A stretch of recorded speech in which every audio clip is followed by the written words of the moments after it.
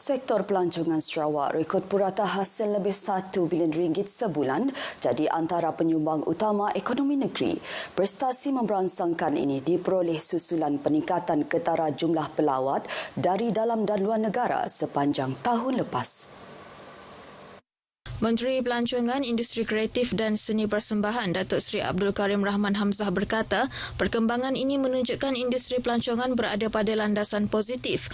Manfaat ekonomi daripada sektor pelancongan akan dinikmati komuniti setempat secara langsung. But the number of visitors that we see coming in February, in March, is very much up to our satisfaction. And even last year averaging for the whole 1 year, dalam satu tahun kita ada 12 bulan, averaging the whole 1 year, the tourism receipt alone surpass 12 billion ringgit. 12 billion ringgit, that means practically every month the tourism receipts is more than 1 billion. Beliau berucap merasmikan perlombaan bot berkuasa antarabangsa Sibu 2026 di tebingan Sungai Pulau Lihua, Sibu. Penganjuran acara berskala besar seperti festival dan sukan antarabangsa main peranan penting tarik kehadiran pelancong ke negeri ini. Sementara itu, Sibu berpotensi diangkat sebagai hub sukan bot berkuasa bertaraf antarabangsa. Datuk Seri Abdul Karim yang juga Menteri Belia, Sukan dan Pembangunan Usahawan berkata, ia susulan sambutan menggalakkan terhadap penganjuran perlombaan bot berkuasa antarabangsa Sibu 2026.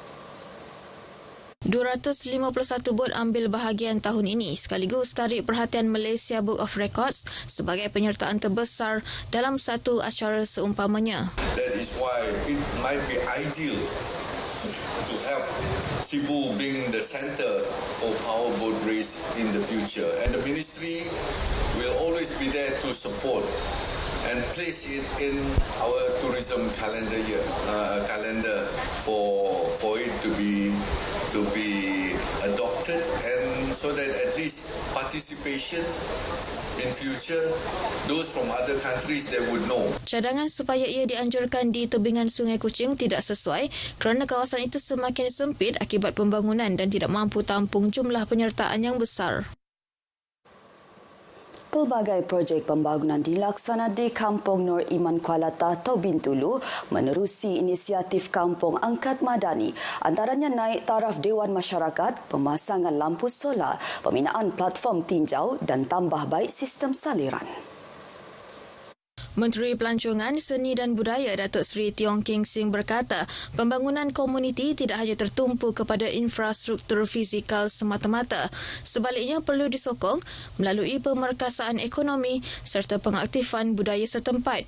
Inap Desa Kampung, pembangunan produk pelancongan berasaskan komuniti, latihan kemahiran seperti batik, anyaman dan kerja manik dipromosi dengan sokongan agensi berkaitan.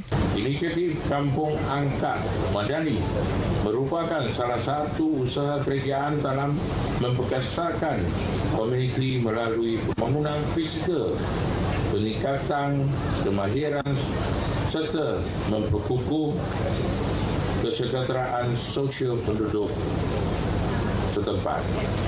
Bagi kawasan Bintulu, Kampung Noiman telah dipilih sebagai Kampung Angkat Madani di bawah Kementerian Pelancongan Seni dan Budaya.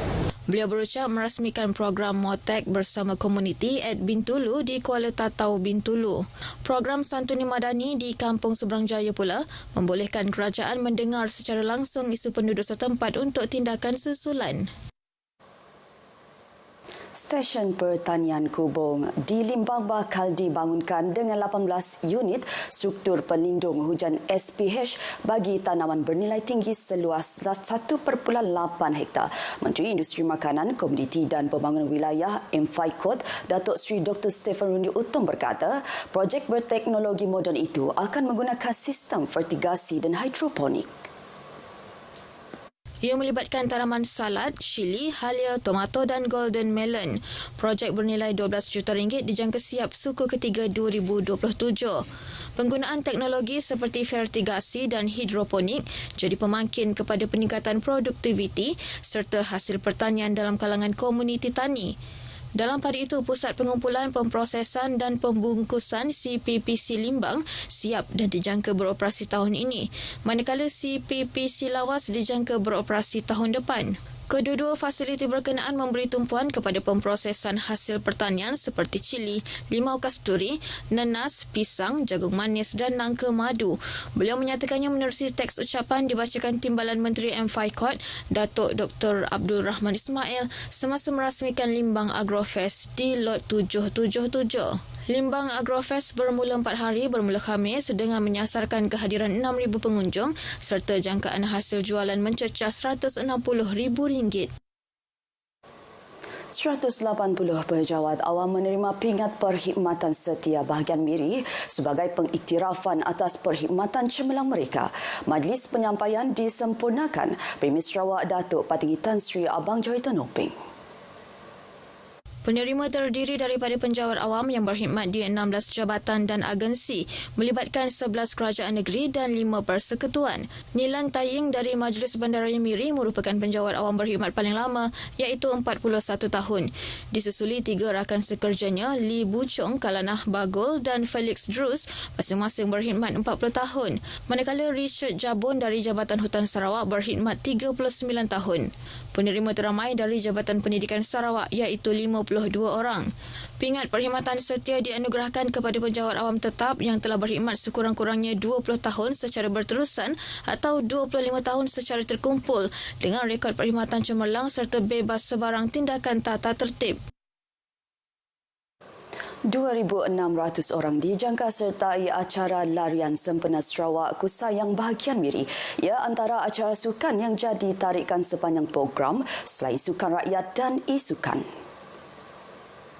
Setiausaha Tetap Kementerian Belia, Sukan dan Pembangunan Usahawan Zulkarnain Masron berkata, elemen budaya diperkenal dengan peserta perlu memakai pakaian tradisional sekaligus pupuk semangat perpaduan dalam kalangan masyarakat berbilang kaum.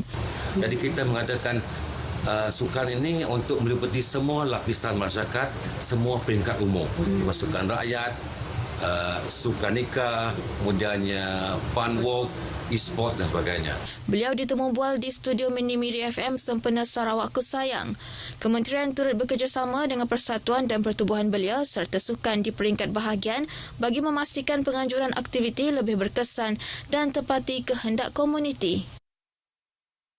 Sarawak Metro Sdn Bhd memperoleh spektrum frekuensi persendirian bagi sistem komunikasi projek sistem pengangkutan bandar Kuching KUTS. Spektrum Future Railway Mobile Communication System FRMCS dianugerahkan Suruhanjaya Komunikasi dan Multimedia Malaysia. Menerusi kenyataan medianya, Sarawak Metro berkata FRMCS ialah piawaian global generasi baharu untuk komunikasi tanpa wayar rel, menjanjikan perkhidmatan rel digital yang dipertingkatkan, keselamatan lebih baik serta penghantaran data berkapasiti tinggi. Ia menjadikannya organisasi pertama dalam industri rel dan pengangkutan awam Malaysia yang memperoleh spektrum frekuensi persendirian khusus untuk mengendalikan sistem komunikasi tanpa wayar, satu komponen penting bagi operasi sistem transit aliran autonomi. Ketua Pegawai Eksekutif Sarawak Metro, Mazli Mustafa menekankan kepentingan penggunaan teknologi masa hadapan khususnya berkaitan evolusi FRMCS pada masa akan datang. Sarawak Metro berjaya menyelesaikan ujian langsung sistem telekomunikasi radio yang berasaskan seni bina FRMCS pada Oktober 2024. Sekian berita bagi Sarawak. Ikuti Stadium RTM selepas ini. Salam Malaysia Madani.